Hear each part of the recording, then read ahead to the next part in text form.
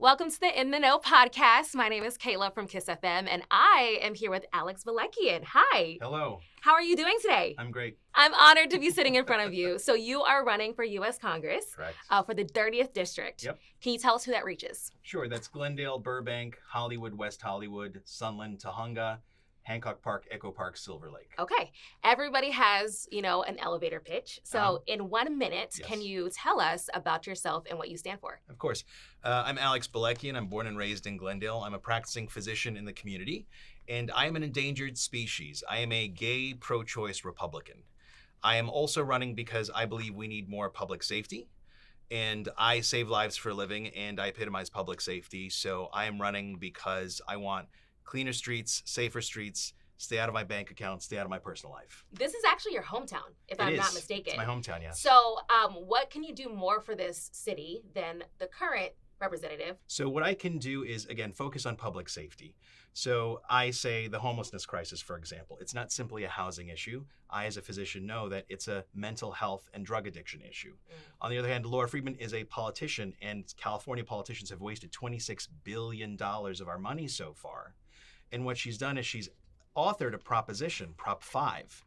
And I think people should vote no on Prop 5 because that's going to raise our rents and our property taxes to get more money to waste on homeless housing. We can't house them before we diagnose and treat their mental illness first. Yeah. So I saw on your website that you do have like a 3-step process to homelessness. What is that? So step number 1 is open up the federal institutions, the federal mental institutions that were closed. These are for the people who are severely mentally ill. They're yelling at the sky. They're seeing things.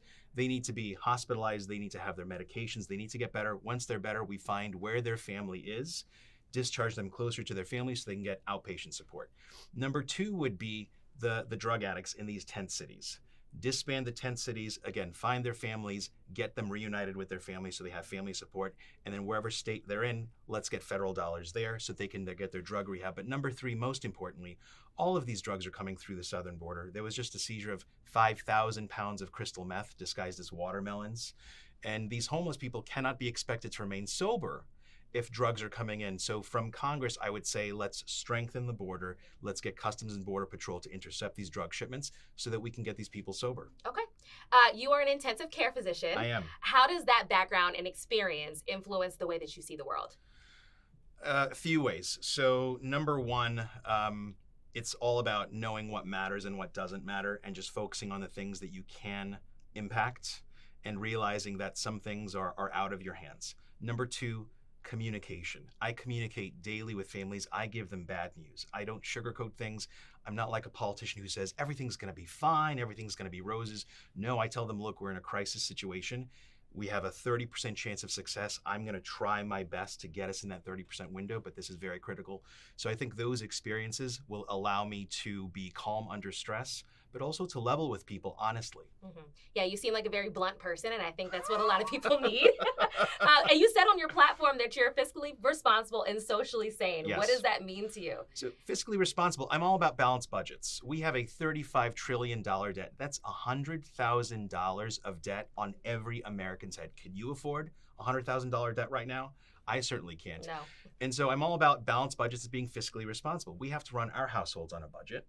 Right? We're not opening up, maxing out credit cards. So I think the government would be better off if we ran it like our own households. As far as socially sane, abortion, gay marriage, stay out of it. That is not the government's role. Okay? So as I say, stay out of my bank account, stay out of my family life. I want to balance the budget. I want to bring down inflation. But I also want to say, abortion, gay marriage, that is not your business. Stay out of it. Okay. I think a common theme that I've been seeing, especially online, of people who live in this area, they can't get in contact with their local representative. It's hard. They try reaching out. They get no response. Will you be someone that is more accessible? Absolutely. Absolutely. Any message that actually comes from the website, I personally respond to it.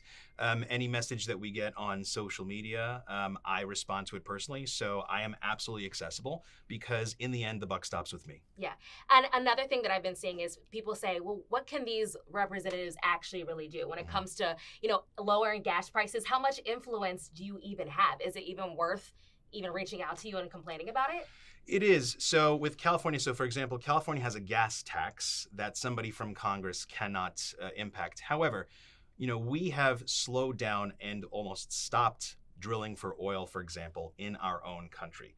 Mhm. So I think we need to balance the environment with what we're paying right now. So I think that we should start re-drilling. I'm not saying just to go crazy with it, but Mhm. if drilling a little bit more on our own land to give our own people gas can lower the gas prices.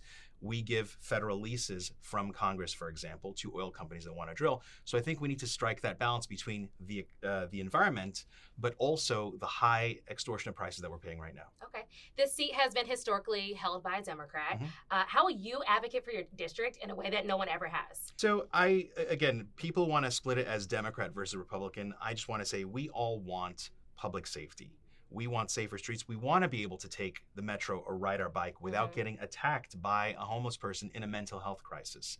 So what I say is all of these progressive ideas about being soft on crime and allowing homeless people just to kind of do what they're going to do, progressive isn't working. Mm. Crime has increased, prices have increased. So it's not really anymore Democrat versus Republican. It's progressive versus non-progressive. And I am a centrist, and there are a lot of Democrat centrists, Republican centrists, and independents who just want the pendulum to come back to the middle, and that is why I'm here. Yeah. I think it's so important to know our representatives and their personalities. Yes. So, do you like music? I do like music, yes. What do you like to listen to? So it's since I got married 7 years ago, my husband has commandeered the playlist. So it's definitely what he likes. There's a lot of Taylor Swift. There's a lot of Mariah Carey. You're a Swiftie. Yes, Taylor Swift, Mariah Carey, and the Spice Girls. The Spice, I Yes. like you. Okay, what is something about you that people probably would never know? They couldn't even Google it. That is like a fun fact about you. I was on Wheel of Fortune when I was 18. No way. Yes. It was the fastest, scariest 22 minutes of my life. That's crazy. Yeah. You know, Ryan Seacrest has taken over Wheel of Fortune, our guy, our morning show guy. So that's really fun. Well, thank you so much for sitting with me. Thank you for having me. Appreciate I you appreciate so it. much. Any last words you want to say to everybody? Yeah, so I would love your support. Please get to know me. Our website is alexforca30.com or else alexbalekian.com. Again, I am a unicorn. I'm a gay pro-choice Republican, and I want safer streets, public safety, and balanced budgets, and cheaper prices for everything. Thank you, Alex. Thank you. Appreciate it.